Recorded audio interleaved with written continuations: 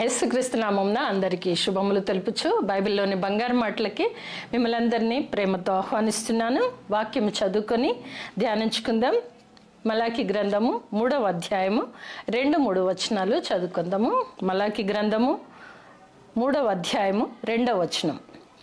అయితే ఆయన వచ్చు దినమును ఎవరు సహింపగలరు? ఆయన అగుపడగా ఎవరు ఓర్వగలరు? ఆయన కంసాలి అగ్ని వంటి వాడు, చాకలివాని సబ్బు వంటి వాడు, వెండిని శోధించి నిర్మలము చేయువాడునైనట్లు కూర్చొని ఉండును. మనం ఇక్కడ గమనించినట్లయితే ఈరోజు తీసుకుంటున్నటువంటి బైబిల్లోని బంగారు మాట కంసాలి అగ్ని. ఇక్కడ మనం చూస్తే కంసాలి వంటి వాడు అని మనం చూస్తుంటున్నాం. అనగా దేవుడైన యెహోవా ఆయన ఎంత నిర్మలుడై ఉన్నాడో నీవు నేను కూడా అంత నిర్మలుడమై ఉండాలని తండ్రి యొక్క చిత్తం. అందుగురించే ఆయన కంసాలి అగ్ని వంటి వాడు, కంసాలి అగ్ని వంటి వాడు. అందరూ చూసి ఉండకపోవచ్చు, కొద్దిమందికి తెలిసి ఉంటుంది. కంసాలి వాడు చేస్తున్న పని దగ్గర అగ్ని ఏం పని చేస్తుంది అనేది మనం చూస్తే మనకు అర్థమవుతుంది. అనగా ఆ వెండిని బంగారములను సువర్ణములా చేయాలి అని అంటే ఆ అగ్నిలో కాల్చబడాలి. ఆ రెండింటిని కాల్చితేనే దాంట్లో శుద్ధ సువర్ణం కానీ మంచి వెండి కానీ అది బయటకు వస్తుంది. దాంట్లో నుండి మలినమునంతా తీసి వేరు చేసేదే అగ్ని. అయితే మన దేవుడు కూడా ఎలాంటి వాడటంటే కంసాలి వాని అగ్ని వంటి వాడు అని మనం వాక్యం చూస్తుంటున్నాం. అంటే మనం కూడా దేవుని ఎదుట, అనగా దేవుడు పరిశుద్ధుడై ఉన్నాడు కనుక ఆయన బిడ్డలందరం కూడా పరిశుద్ధులమై ఉండాలి అని వాక్యము సెలవిస్తుంది. అయితే ఈ కంసాలి అగ్ని వంటి వాడు అని మనం అనినప్పుడు, చదివినప్పుడు మనకు భయాందోళనలు కలగాలి. ఎందుకంటే మానవ మాతృలమైన మనలో అనేక విధములైనటువంటి మలినముల చేత మన హృదయము నిండి ఉంటుంది.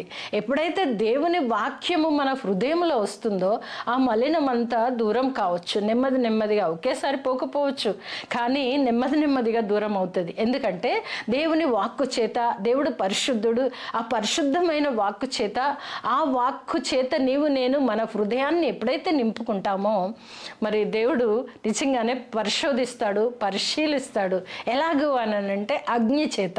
కంసాలి వాడు ఒక వెండి బంగారమును ఎలాగైతే అగ్నిలో కాల్చి అది శుద్ధ సువర్ణముల దాంట్లో పూర్తిగా మలినమంతా తొలగించబడిన తర్వాత దాన్ని చూసి ఆ కంసాలి వాడు మురిసిపోయి ఒక మంచి ఆభరణమును తయారు చేస్తాడు. అలాగే మన దేవుడు కూడా మనలోని మలినములంతా తీసివేయడానికి ఆయన కూర్చొని ఉన్నాడంట. మనం ఒకసారి వాక్యం చూద్దాం.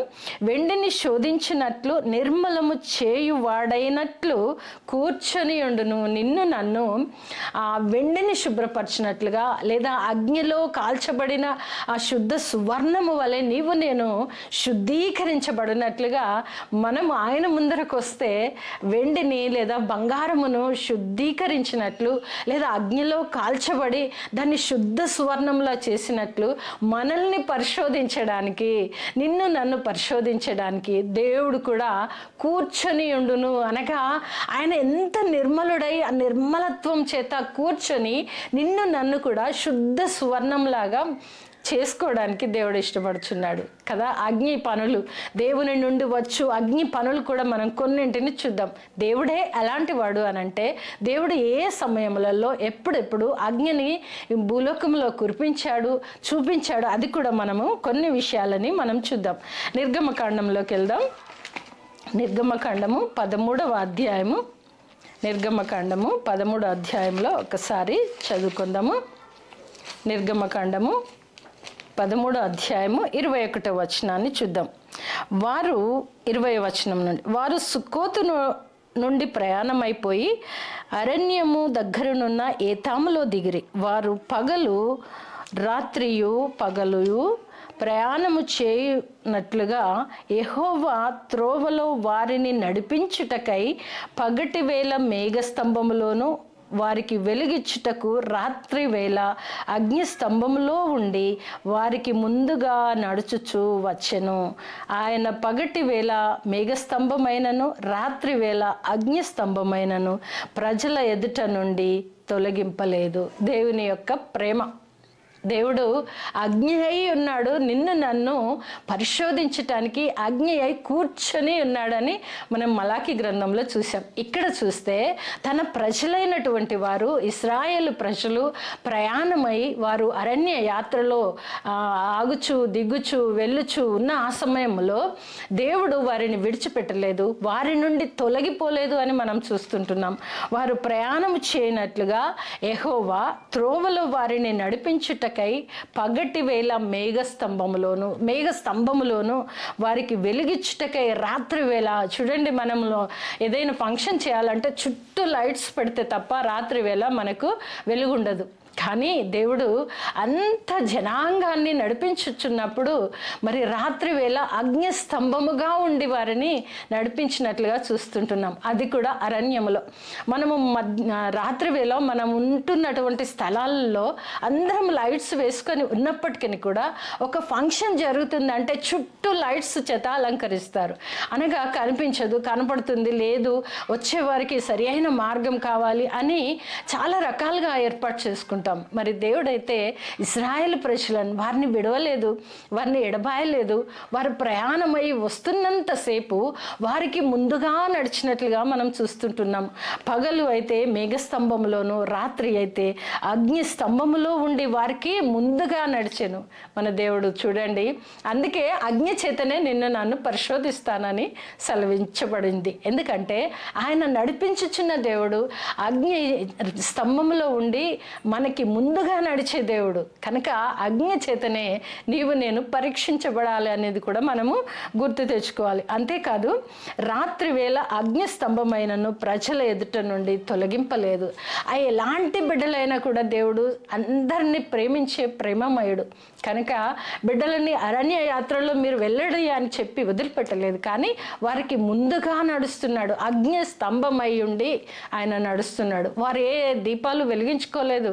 ఆ అరణ్య యాత్రలో అంధకారములో ఆ చీకటిమయములో వారు నడుస్తున్నప్పుడు వారికి ముందుగా నేను నడుస్తానని అగ్ని స్తంభమై ఉన్నటువంటి దేవుణ్ణి మనము కలిగి ఉంటున్నాం. కనుక అగ్ని చేతనే నిన్ను నన్ను పరిశోధించే దేవుడు. ఈరోజు బైబిల్లోని బంగారు మాట కూడా అగ్ని కంసాలి వంటి అగ్ని వంటి వాడు అని మనము చూసాం. అగ్ని చేయుచున్న పనులు ఏంటో కూడా మనం చూస్తుంటున్నాం. అగ్ని స్తంభముగా ఉండి దేవుడు తన బిడ్డల ఎదుట స్తంభములో ఉండి వారిని నడిపించినట్లుగా చూస్తుంటున్నాం. మన జీవితాలలో కూడా ఆపదలు శోధనలు అనేకములు వచ్చినప్పుడు ఎలాంటి పరిస్థితుల్లోనైనా దేవుని చెంతకు వచ్చిన బిడ్డల ముందర దేవుడే అగ్ని స్తంభముగాను పగలు మేఘస్తంభముగా ఉండి నడిపించే దేవుడై నీకు నాకు ఉన్నాడనే విషయాన్ని మనం మర్చిపోకూడదు. అలాగే చూస్తే మొదటి రాజుల గ్రంథము 18వ అధ్యాయము 38వ వచనాన్ని ఒకసారి చదువుకుందాము. మొదటి రాజుల గ్రంథము 18వ అధ్యాయము 38వ వచనం. అతడు ఇలాగున ప్రార్థన చేయుచుండగా యెహోవా అగ్ని దిగి దహన బలి పశువులను, కట్టెలను, రాళ్లను, బుగ్గిని దహించి కందకమందున్న నీళ్లను ఆరిపో చేసెను. ఇక్కడ మనం చూసినట్లయితే మనము చాలా చక్కని ఒక మంచి చిన్నపిల్లలకు నేర్పించిన ఒక కథ లాంటిది ఇక్కడ మనం చూడగలం. కానీ ఇది కథ కాదు, రియల్గా జరిగినటువంటి సందర్భం. ఏలియా ప్రార్థించినప్పుడు కందకంలో నీరు పోసి అక్కడ దహన బలికి ఏర్పాటు చేసినప్పుడు మరి ఏలియా యొక్క ప్రార్థన, ఆయన గొప్ప ప్రార్థన పరుడు, చక్కని ప్రార్థన చేసినప్పుడు కందకంలో నీళ్ళన్నీ కూడా ఏమైపోయినాయంటే చూద్దాం, ఒకసారి చదువుతాను. అతడు ఇలాగూ ప్రార్థన చేయుచుండగా యెహోవా అగ్ని దిగి దహన బలి పశువులను, కట్టెలను, రాళ్లను, బుగ్గిని దహించి కందకమందున్న నీళ్లను ఆరిపోచేసాను. అది దేవుడి యొక్క శక్తి, అది దేవుడి యొక్క మహాశక్తి అని మనం చెప్పొచ్చు. భక్తుడు ప్రార్థించినప్పుడు ఇక్కడ ఇదంతా పైన భాగం అంతా కూడా మనం చూస్తే ఏలియా ఎలాగూ ప్రార్థన చేశాడో మనం 36వ వచనంలో చూస్తాం. అస్తమయము నైవేద్యము అర్పించు సమయమున ప్రవక్త యగు ఏలియా దగ్గరకు వచ్చి ఇలాగు ప్రార్థన చేశాను. యెహోవా, అబ్రహాము, ఇస్సాకు, ఇశ్రాయేలీయుల దేవా, ఇశ్రాయేలీయుల మధ్య నీవు దేవుడవై ఉన్నావనియు నేను నీ సేవకుడనై ఉన్నాననియు ఈ కార్యములన్నీ నీ సెలవు చేసి తిననియు ఈ దినమున కనపరచుము, నా ప్రార్థన ఆలకించుము. అగ్ని అయిన దేవునికి ప్రార్థన చేస్తున్నటువంటి ఏలియా ప్రవక్తను మనం చూస్తుంటున్నాం. కందకము నిండా నీరు పోసి అక్కడ అగ్ని కురిపించి దేవా అని ప్రార్థన చేస్తున్నాడు.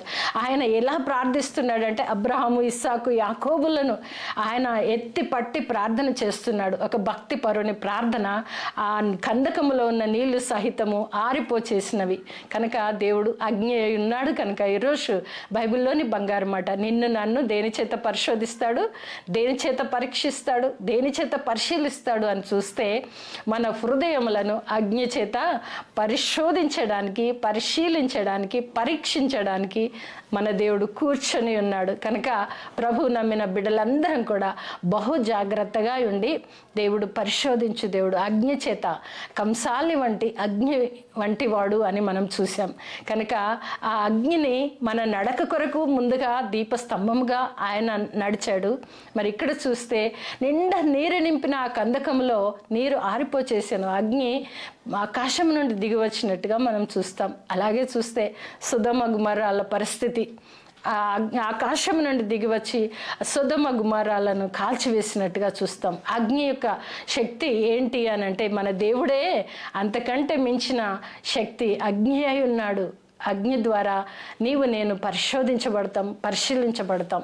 పేరుకు మాత్రమే క్రైస్తవులు మనం చెప్పుకోగానే సరిపోదు, కానీ మనల్ని పరిశోధించే దేవుడు, మన హృదయములను తాకే దేవుడు, మనల్ని చూసే దేవుడు, అగ్ని అయి ఉన్న దేవుడు. అగ్ని చేతనే నీకు నాకు పరీక్ష ఉంటుంది. కనుక దేవుని నమ్మిన ప్రియ బిడ్డలందరూ కూడా మనకు ఎలాంటి పరీక్షలు ఎదుర్కోవాలి మనకు తెలుసు. మనకి ఇవ్వబడి ఉంది, పరిశుద్ధ గ్రంథం ఇవ్వబడి ఉంది. అది చదువుకొని దేవునికి ఇష్టమైన బిడ్డలుగా, ప్రియమైన పిల్లలుగా దేవుని చెంత ఉంటూ మనము కూడా శుద్ధ సువర్ణము వలె ఉండాలంటే దేవుని చేత నిత్యము పరీక్షించబడాలి.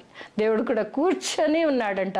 నిన్ను నన్ను నిర్మలం అనగా నిర్మలమైన వాడుగా ఆయన వెండిని బంగారమును పరిశోధించినట్లుగా శుద్ధ సువర్ణం వలె నీవు నేను కూడా ఆయనకు కనబడాలని తండ్రి యొక్క చిత్తమై ఉంటున్నది. కనుక బైబిల్లోని బంగారు మాట, ఆయన కంసాలి వంటి అగ్ని వంటి వాడు. ఆ అగ్ని చేత నీవు నేను పరిశోధించబడాలంటే సిద్ధపడి ఉండటం చాలా ప్రాముఖ్యమైనటువంటి విషయం. కనుక బైబిల్లోని బంగారు మాటని గుర్తుపెట్టుకొని మనం కూడా మన జీవితాన్ని దినదినము సరిచేసుకునే కృప ప్రభు అయిన యేసుక్రీస్తు ద్వారానే మనందరికీ కూడా కలుగునుగాక. ఆమేన్.